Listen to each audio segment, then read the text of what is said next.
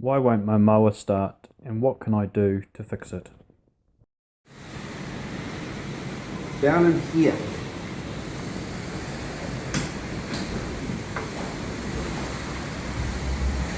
This little piece here,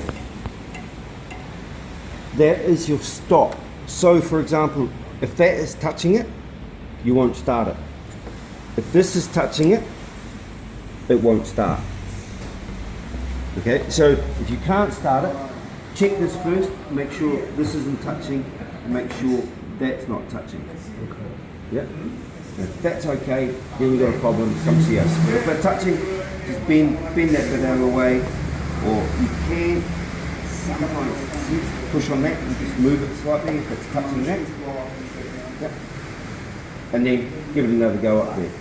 Yeah. The other thing that happens from time to time is the spark plug cover works itself loose, and you can actually take that off, and that'll expose the spark plug, and you've got the spanner there. You can do that spark plug up and push the spark plug cover back on, and away you go. Also for that one, I think. So that's your spanner there. Yeah.